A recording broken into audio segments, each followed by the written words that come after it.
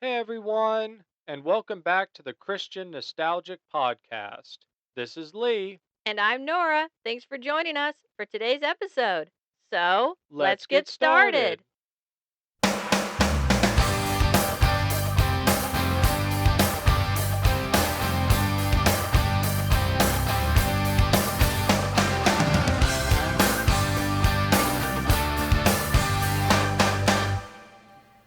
Hello, and welcome back to the Christian Nostalgic Podcast. How are you over there, Nora?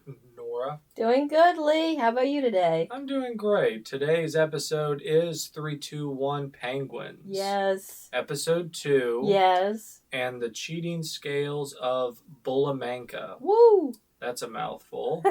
I love this one. Yes. Today, this was one of our top watches as kids at our church. Yes, it was. We had this tape. The original. Yep. Yes. Yep. And we always enjoyed it. You always change it out between, Veggie Tales and amongst a few other options. But for our church, you didn't have an enormous library of options. Yes, absolutely. So this one was a great one in the sense of it introduced us to cheating never pays and how it makes you feel. Yep. It introduced us to a new board game that we never knew existed. And now I want it. And now we want it. And yeah, it introduced us to the Penguins. Yes, oh my goodness. Whose names constantly fly in and out of my head. Yeah, Zigil, Midgel, Fidgel, and Kevin. Yes, and we didn't just read that off just to make sure we got the pronunciation right. No, I like the reindeers for Santa Claus. It just right there. It just came out of nowhere, folks. But no Pidgel. No. No. Who's that? Even Kevin was just like, there's no Pidgel. No. No. It shows they hear you. They did. That was actually really fun. Yeah, with Michelle. Yeah, as we get started, a real funny story was when we pulled this out, because we wanted to rewatch it on the VHS tape. So we pulled it out, and we hooked up our system and everything, and we put it in, and we started playing, and it was the Carnival of Complaining. Oh, wow. And I said, wait, Lee, it's wrong tape. Well, where's the original? And it was we had put the wrong VHS tape in the wrong sleeve. Yep. It was in the Carnival of Complaining sleeve. So Bullamanka was in the Carnival of Complaining. Yep. And so that was a really funny moment to dig that out and go, well, and it wasn't rewound either. Ah, shame on us as kids. I always Come on. despised those friends. Did you out there have any friends that you despised? You go to grab what you thought was one thing, and you open it up, and it was another thing. Oh my goodness! And it video wasn't games even and stuff. rewound at the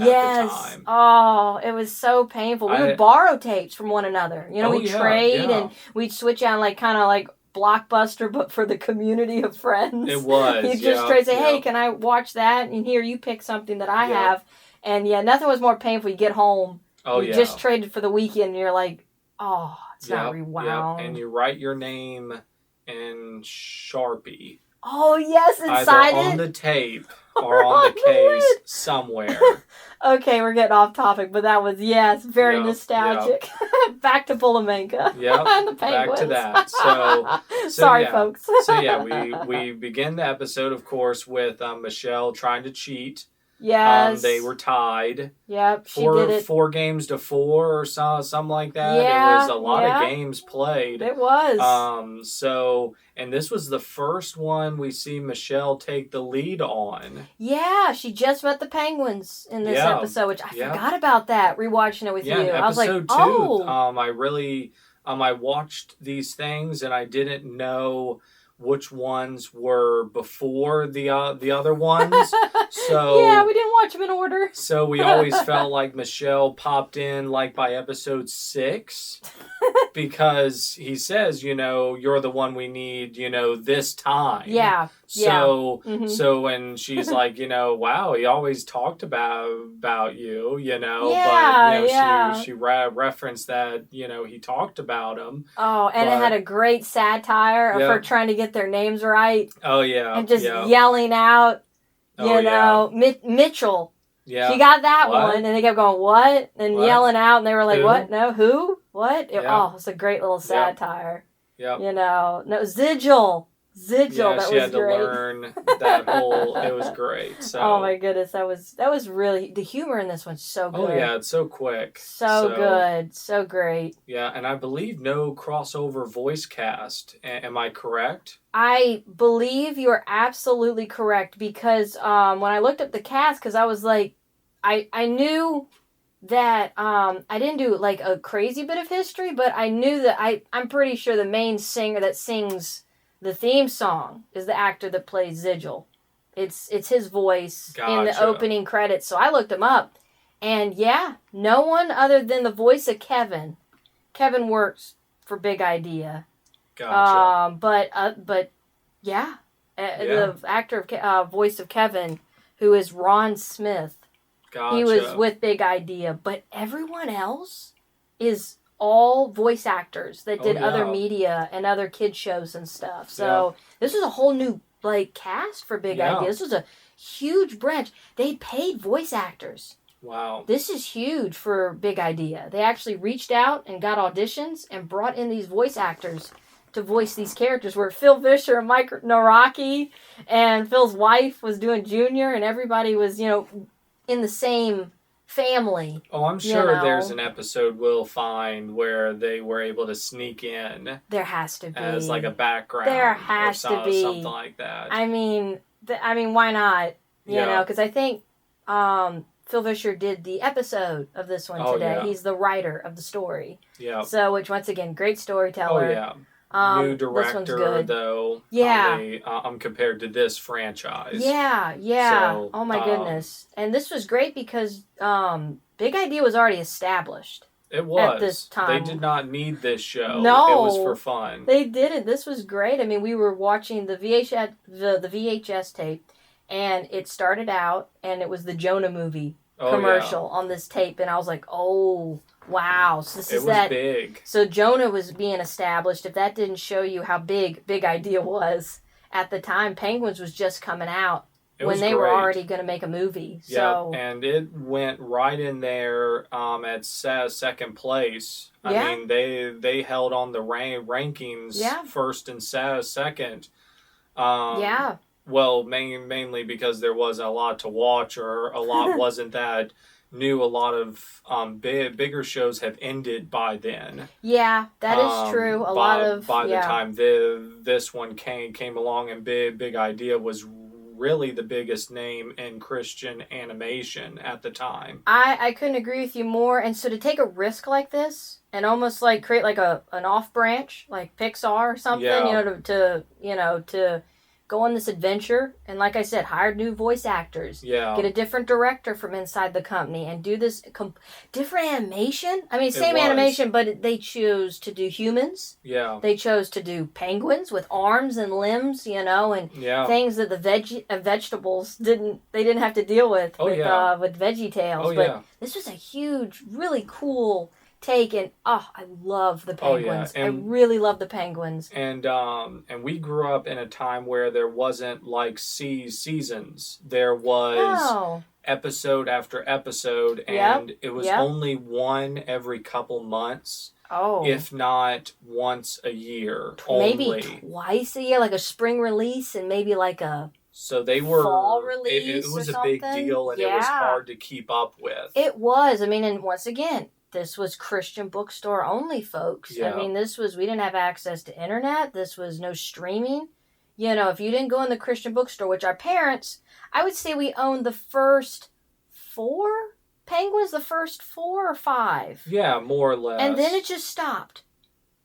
Mom and Dad stopped buying them. The church kids weren't super enamored with it, and it was just Veggie Tales from that point on. I mean, Veggie Tales won out in the end, but we watched, I will honestly say, the VHS tapes we have here are worn. We Oh, yeah. loved. Oh, yeah. I couldn't. I really enjoyed Penguins. 3-2-1 Penguins was Yeah. just a really cool, creative show. And rewatching again, I have so much like nostalgic vibes and just so much enjoyment I got Oh, out of it yeah. because some of the joke I laughed the whole time. Oh, The yeah. jokes still are good. Yeah. And some stuff I didn't get when I Mhm. was a kid, I laughed so hard.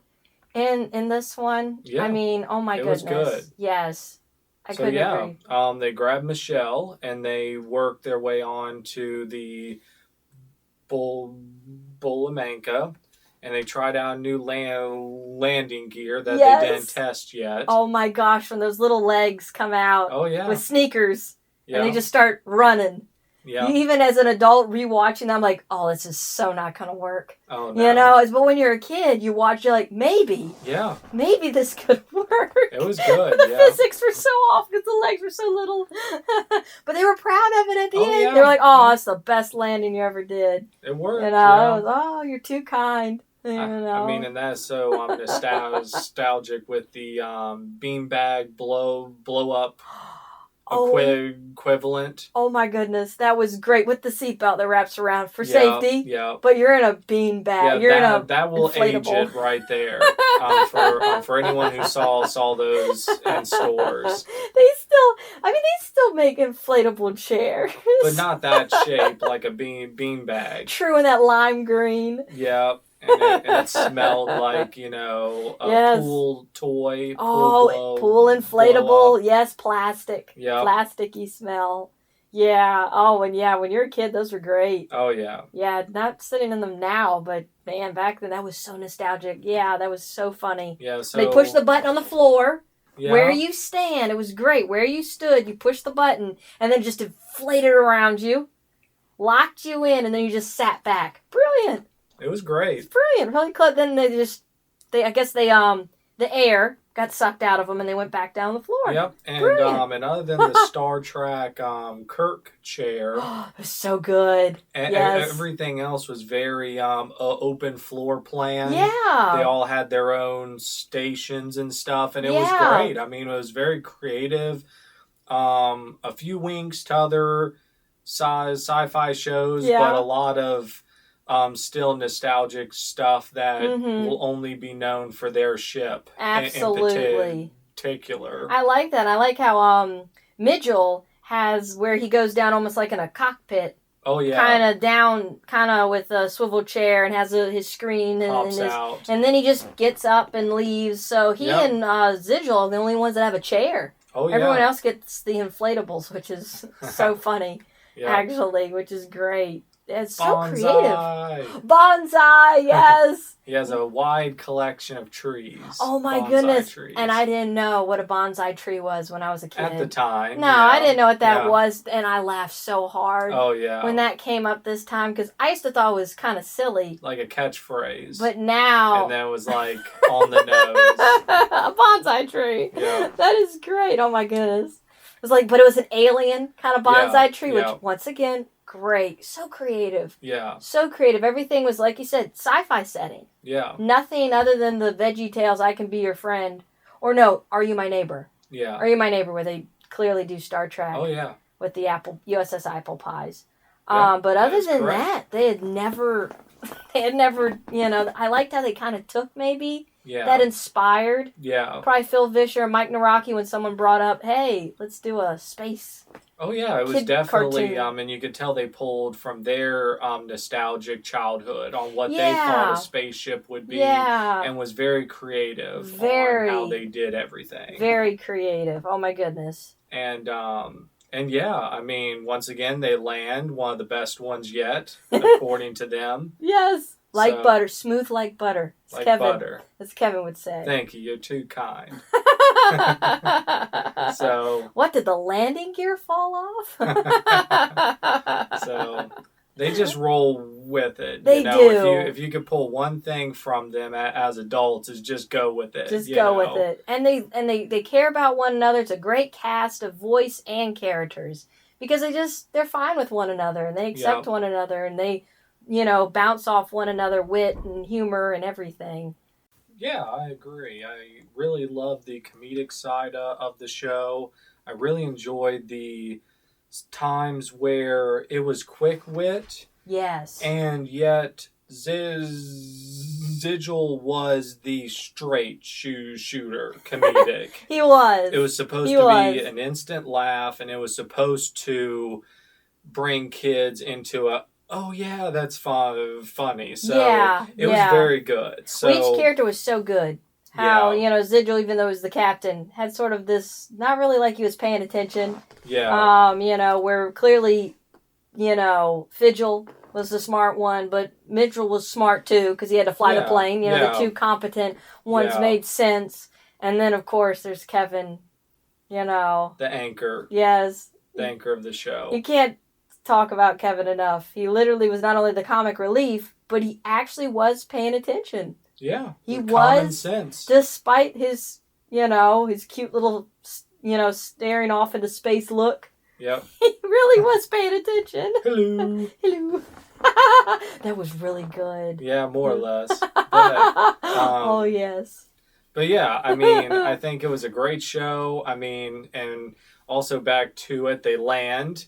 They hit hard into a concrete wall, which I love the delayed cracks. I love that on the plaster. It's great. Yes, it was so good. And it's sort of, you don't expect it at first.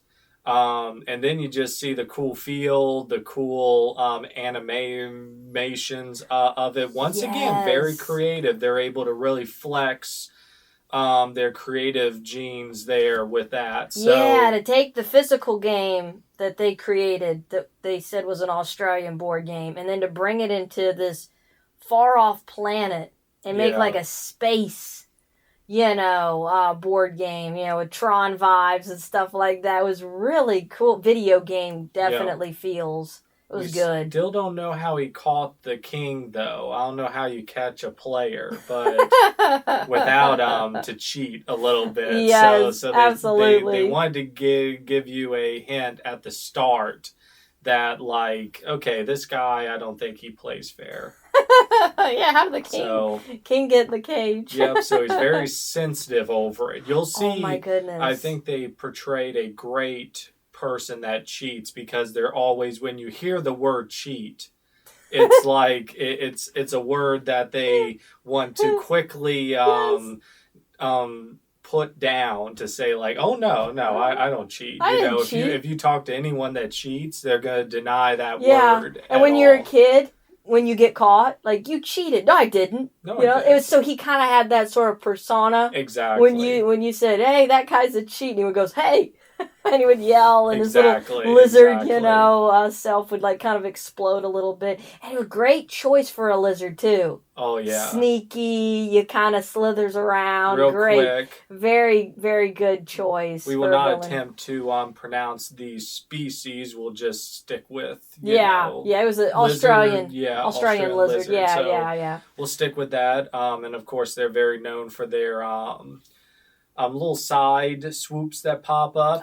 Whenever you say that, they're iconic for that. Yeah, it's really, really good. So his character was perfect choice. And I loved how they incorporated that into when he was angry, because that's that species. When they get angry, it poofs up, like a peacock almost. Yeah, and he kind of put his neck out, like he was almost like a hiss. Of like a lizard. That was great. Good choice. Really good choice. I love how his minions were two little koalas. Oh, yeah, great. They didn't have to say a word. They were so cute. Yeah, they didn't have a voice, but it was fine. Minions. Good comedic. Minions don't need to say anything. Yep. They just do as they're told. Yeah. Which he couldn't have cheated without them. Oh, yeah. So it worked perfectly. It was the creativity behind it was great, because the game was built on the fact that you have one side of the board and the character has the other side of the board. How are you going to cheat? Unless either it was a physical luck-based game.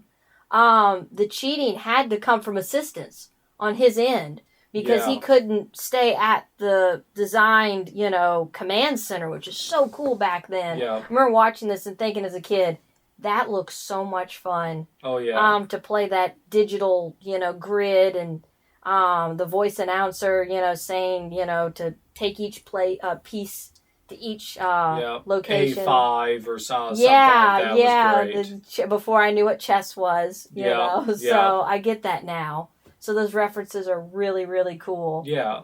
And it's really easy to cheat too when they're both facing the board at the same spot, and I think they designed that really well compared to other games where if they're on the other side of the board with their own device and stuff like that, it's harder to look over someone's shoulder to manipulate the outcome a bit. Yeah, it is. So I liked how they were both facing the same direction, and you can just kind of look over and glance all over and kind of see what they rolled or what they spun. And their reaction to it. Yeah, exactly. You know, very well created. Compared to if you play like card games and stuff, you have to play across. You know, normally, you know, eyes on your own cards, you know, pal, type of a thing. Yeah. So, but yeah, it's I really enjoyed it. Everything was set up to cheat. Yeah. And it's it took a lot of respect for them to keep their eyes focused on that, and because it's tempting. It is. You can see, I loved how they even wrote in the animation how, you know, he would get upset and like, I'm gonna lose. And I loved how they had those moments and times where we have that too, where we're like, we do, you feel kind of desperate. Desperate's a great word. Especially if you're really competitive. Either in sports or in games, you know, and some people actually refuse to play board or video games because they fear of how competitive and how, you know. We know a couple of people literally will tell us, no, we're just not even gonna try. And they're like, but this game's a cooperative game. Even then, it's competitive for them, and they don't like how they feel. And you can see where sin can creep into that. To where it's like that's the mistake right there is that choice. What do you do when you're pressured? When you feel that way, and I think for kids especially because cheating definitely is, not to say it's part of childhood, but we all have that moment as a kid where we're enticed with the option or the moment to cheat. And it's I like how they wrote it where it's a decision. You do have that desperate moment where you have a choice. Either you learn do it or not. You learn it. You're supposed to learn it as a child. So, so when you navigate through a childhood with playing games with people and stuff, you're going to run into that every now and then. And we can all probably remember the time and place where we were like, okay, I learned it from there. And I love the moral of the story was the scripture they used was, and I think you said this earlier, before you were like, and I liked how you said it was, according in God's eyes, when we cheat, it's like stealing. And I love that perspective. I really like that perspective, and you talked about that, and I really love that where it's true. You are stealing the win, the victory from someone else that won it fair and square. You're robbing yourself of winning fair and square, and you're infecting everyone around you. And the fact too that you don't even realize too you're getting a bad reputation. Everyone's gonna, you know, how God sees it. And for kids to learn that lesson was a really fun way they did it. Because they used a board game, and I think that's when the first moments, you know, versus like a physical sport or things like that.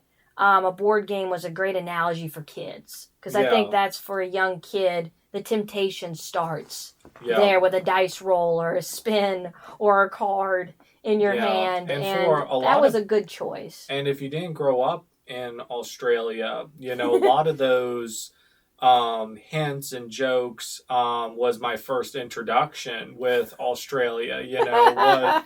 What was a didgeridoo, you know, and all of that, and stuff like that. You know, you didn't know a lot of you didn't know the in which they spoke, their accent. I yeah, mean, their the accent lizards and wearing, stuff. Yeah. an Australian, that hat. It's very Oh yeah. iconic to Oh yeah. It Australia, was great. and I didn't even know. Yeah. Even the terrain when the planet, when they arrived, to backtrack, when he says, oh, that terrain looks a little rocky, and he flips the ship around and it goes flat, but they showed it like which Australia, and it was the land down under. And they flipped it. And it was land down under, so they flipped it. So it was great. It was red. It was really sandy. It was great. So it was great. A lot of those hints, I was like, okay, I didn't know I wasn't introduced to that culture yet. Yeah. At the time. Yeah, at the time. Mm-hmm. You were just learning about maybe animals, and you didn't know which animals were Australian and which ones weren't. Yeah. You just were learning. And for kids, you get a pass on that, of course. Yeah. But it was still fun. It was. It was still fun. Absolutely. And watching it as adults afterwards, they really goodness. stuck with the theme, how you learn, even at the start of the episode, that the board game was from Australia. Yes. And how they do Australian animals with the Australian, everything was thematically tied. Yes. And it wasn't just like, okay, we're going to slap Australia onto a non-Australian board game or whatever. So everything kind of tied into one another. It was. And it was old. And the grandmother saying, oh, we got that on our 5th anniversary when we went to, Australia. And so that's why the kids got it. Yeah, it wasn't a new board game. It was an old board game. Yeah, and how they did tournaments and did different events there as well. So they made up their own fan base and reality for this game that doesn't exist. Yeah. That was very creative for them. Like Catan now for us. And stuff like that. Yeah, oh my goodness. Other board games. Pandemic and things like that. Yeah, some good fun, hobby grade games that we play. And this was before all that. And they pulled elements from other games, chess and 4 in a row and tic-tac-toe and spinners. Yeah. Which it's so luck-based.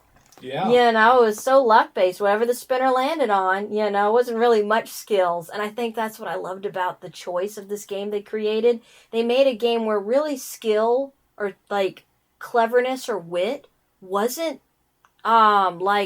needed for this game. It was just luck. Yeah. Whether you won 4 games in a row wasn't really because you were expert, even though they said girls have the dainty fingers. Yeah, easy for the spinner.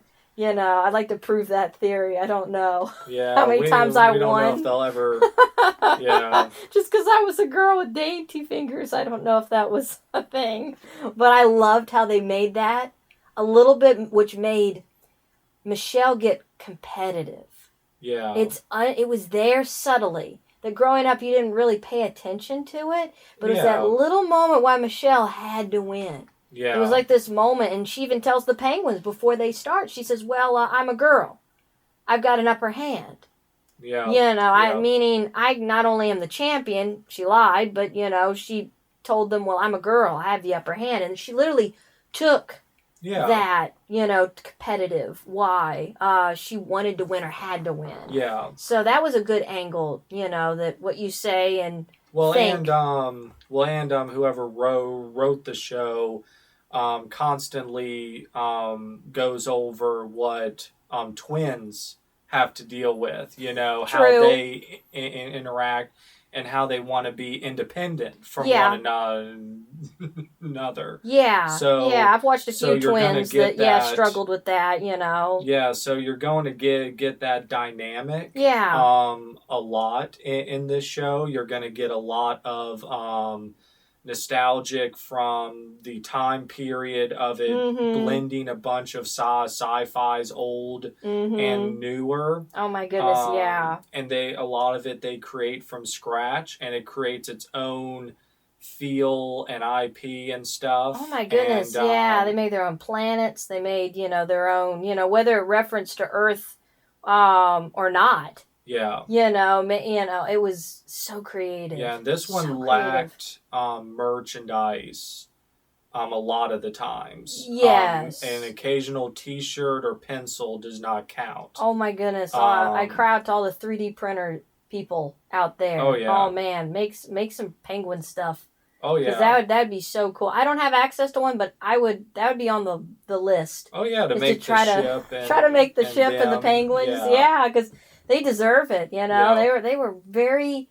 I mean, each character was so well created. Each character had such a great role, and as the adventure started, even though Michelle took the reins to play the board game and try to win back everybody, just each character just stays true to who they are. From Zigil, thinking he's this handsome, with the charisma, Yeah. debonair captain, to Mitchell's kind of this tough, kind of Oh like yeah. biker kind of character that he's the pilot, so he's Yeah. kind of a little rough around there, but yet still he's cool. Yep. No And job is too hard if you use your. he tried and he was interrupted. He never does He never get it every huddle. He never he tries. gets it in. And then Fidgel comes in and he's the brains, but he doesn't overstep his brains, which I think is great. He's quiet. Yep. He just stays back there and doesn't. Each character stayed that way through the whole episode. Oh yeah. Through the whole board game, they stayed themselves. Oh yeah. They reacted to each thing that came their way, obstacle that arose. Yep. And I think that's what made the Penguins so good. They were individually voiced. They were individually. Yep. So you know. could probably argue too to cheat as well off the bat was when he wouldn't reset the game, with Michelle, and she had to find her own game pieces. Oh my goodness, that was the cutest moment because he just kept trying to say, nope, well, I win by default, but he wanted to play her. Yeah. Which was great. He actually wanted to play her because he loved the game. He wanted to play the game, but he wanted to win still. Yeah. So he would have taken, well, I guess I lose by default. Yeah. I guess I lose by, he just wanted to win so bad. He didn't care. Because she was the champion in his mind. So it was like, I'm going to beat you. I'm as easy as I can. Absolutely. No struggle. But thankfully for her, all she had to do was look back and there was her pieces. That is oh my goodness. I laughed so hard when that satire played through. It's just a nice slow turn. The camera angle goes across them and 3 out of the 4 are in costume. Yeah. And then he goes, well, you'll need another squid hopper. And then it goes back to them and it goes whoop. And then there's poor Kevin. He got pulled into it. But he goes along with it. He does. He's so nice. It's so good. They all dressed up. And they have their own little different takes on what they could find. Like almost in the dumpster. Oh, yeah. Where they threw the squid hopper. Now you realize where they got their costumes. Zigil had a sweater wrapped around them. Mitchell had a tire. A caution cone. A caution cone. Still had some orange showing. They painted it. Painted it red. It's so good. I laughed. Great. Oh my goodness. I think not only will your kids enjoy it, but you're going to enjoy it music so and much. themes were also good. Yes, the music was really good. The sound, listen to the soundtrack in credits is Star Trek. Yeah. Pulled from Star Trek. Yeah, it's for big sure. idea. I mean, they always do good with the background. They do. They always create a good vibe for the show, and it's always a little unique and they pulled from that. that. Yeah, they kind of pulled from that that electric guitar, 50s rock and roll sound, like Elvis almost had this little jingle, which was the countdown, 3, 2, 1, and then the little guitar solo. I would not have wanted to do that. But but I always did good. When I was little, when that part happened, because they didn't say anything after that, but I would always go 3, 2, 1 penguins to myself with that little take when they would lower when the song wrapped up, because I thought, let's just keep going, because I loved it so much. Oh yeah. Yeah, and the font and everything's so nostalgic. It's so good. But of course, he cheats slowly as the game goes on, all the way to just blatant cheating with the boomerang and stuff like that. Boomerang and a didgeridoo. Shame on him. It got extreme. So. Using Australia against us. Oh yeah. Against the characters. So But yeah, I mean, it looks like a fun game to try out. I know. I have to get my creative juices flowing with this one. I'm gonna have to recreate it because that looks like so much fun. Yeah, I mean, they put a few games together, and on top of that, added their own twist to things. Yes. And I really enjoyed this episode in particular. Yeah. Because I'm a board game and video game fan. It worked for our generation for sure. Because at that, let's face it, us millennials, we either play video games or board games. We had access to one or the other, and our toys. So it was like the perfect combination of what you were kind of doing as a kid at your grandparents' house. You played board games, you know. And the lizard made the right choice at the end. Yep. And because he made the right choice, his friend quickly forgave him and said, let's hop into another game. So, I love that. I thought they were enemies. On a good note. So. I thought they were enemies, and he was like, let's have another game, mate. And you're like, oh, you guys are friends. Yeah. Okay, it was great. It was just a misunderstanding. Yeah, it was like Yeah, so it all ended out great. It did. The scripture rang true. Yeah. It impacted the heart of the character, and that's what it's supposed to do.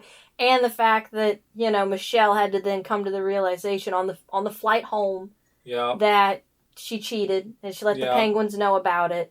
Yeah. And she said, I know what I need to do. Go home and do the right thing. So talk the talk and then walk the walk. I really like that. I really like that. Yeah. So, but I really enjoyed it. They end the episode, of course, with a prayer, which you always enjoy. Yeah, I think that's sweet. We never know where their parents went on their trip. You just fill that blank in for yourself. Yeah. Well, if it's either a cruise or, wherever they went. You don't know, but that was typical in the summer to go to your grandparents for, a week or two. I mean, you can easily say, a missionary trip. You can easily say... business trip or something in the summer. Whatever that is. Yeah. We still don't see the grandma's face yet. The episode is coming. Yes, it's just They keep it a secret. They keep it a secret. Just the back of the head, or just right at the chin. So that was a big deal when they reveal it at the end. Later I watched the clip and I was like, Leland. It was like they reveal it. They have it. So we'll have to count it down. How many episodes we go before that? So, but awesome. Thank you for. I think we're out of time today. Oh, what a shame. I could have kept going. Oh, yeah. Oh, my goodness. Yeah. This show's great. The characters are amazing. They sang a fun end of the episode song that wrapped up everything at the very end. Oh, yeah. And that Tales. I mean, it's iconic. Yeah, but it wasn't a silly song. It was a lesson song. A lesson song, which worked really well. The voice casting great. And ice cream bar at the end. Yeah, a little ice cream place in the middle of the galaxy. Nice. That was really fun. That was fun. But yeah, I mean, we can't wait to go through. This is only episode 2, so we'll work our way back to 1 and then keep working our way through it piece by piece. Yes. We'll jump around a little bit, but it'll be fun to see where we end up next. Yeah, I love talking about our favorite ones first. Oh yeah, they're great. We can't promote them enough. Oh, so please watch and we watch like them to jump around a bit. Absolutely, so. Please watch them with your family, watch them with your kids. I mean, this show goes up. I would say you could put a 13-year-old in front of it. It's great. If you wanted to, because this show's great. Just laugh, have a great time, or just watch it by yourself. Yeah. It's great. Yeah, you'll get laughs. Oh my goodness, yeah. More so probably now than when you were a kid. Well, Nora, it was great to have you on. I hope you have a great week. Yeah, you too, Lee. Yeah, it was good to see everyone, and we hope you have a great week. Hey, everyone. We hope you liked today's episode. Please like and subscribe. Oh, and don't forget to comment down below because we'd love to hear from you. Thanks so much for watching us. Yeah, and so until next time, bye.